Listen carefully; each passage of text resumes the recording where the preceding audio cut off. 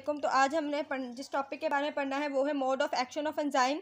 Previous lecture में हमने एक चीज़ के बारे में पढ़ा था, वो क्या थी? Active site. हमने देखा था कि हर एंजाइम्स के अंदर एक ग्रुप होती है जो कि उसकी एक्टिव साइट होती है, जिसके अंदर क्या होता है, सबस्ट्रेट फिट किया जाता है। मैं फिर से बता दूं, सबस्ट्रेट क्या होता है? सबस्ट्रेट वो मॉलिक्यूल या सब्सटेंस जिसके साथ एंजाइम रिएक्ट करता है। आज हमने पढ़ना है mode of action of enzyme. तो जो ये mode of action of enzyme है, इसको एक्सप्लेन करने के लिए दो थ्योरीज पेश की गई थी। There are two theories that explain the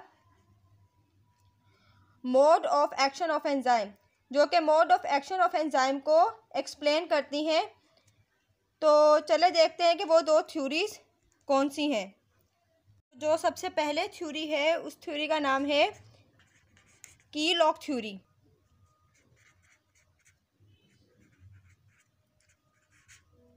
तो चले देखते हैं कि की लॉक थ्योरी क्या स्टेट करती है, क्या एक्सप्लेन करती है। So it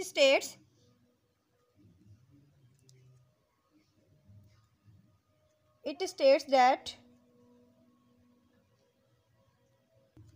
each enzyme act upon a particular substrate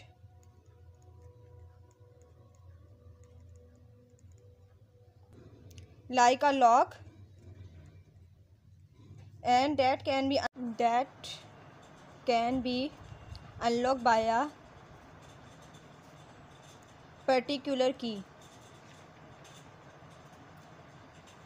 जैसे हमारे पास एक लॉक होता है और उसके पास एक पर्टिकुलर की ही होती है जो उस लॉक को खोल सकता है, इसी तरीके से हर एंजाइम का एक पर्टिकुलर सबस्ट्रेट होता है जिसके अलावा वो किसी और सबस्ट्रेट के साथ जो है वो रिएक्शन नहीं कर सकता। तो ये थी key lock theory. Key lock theory क्या एक्सप्लेन करती है?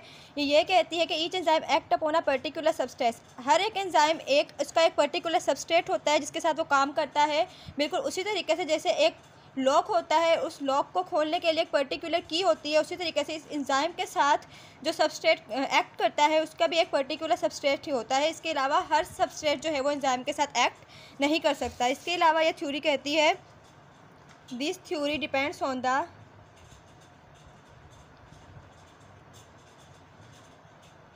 Physical contact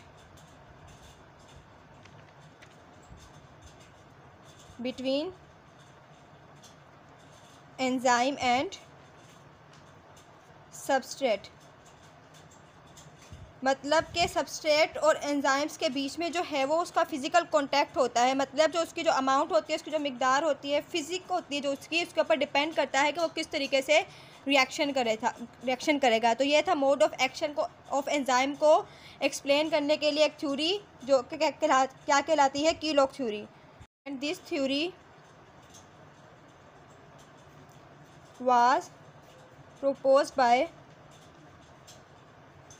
Fischer in 1898। 1898 को जिस की लॉक थ्योरी को एक्सप्लेन किया था वो किया था फिचर ने। तो ये था आज का लेक्चर अबाउट की लॉक थ्योरी। आई होप कि आपको समझ में आ गया होगा। इंशाल्लाह नेक्स्ट लेक्चर में हम इसकी अगली थ्योरी के बारे में पढ़ेंगे। अल्लाह हाफिज़।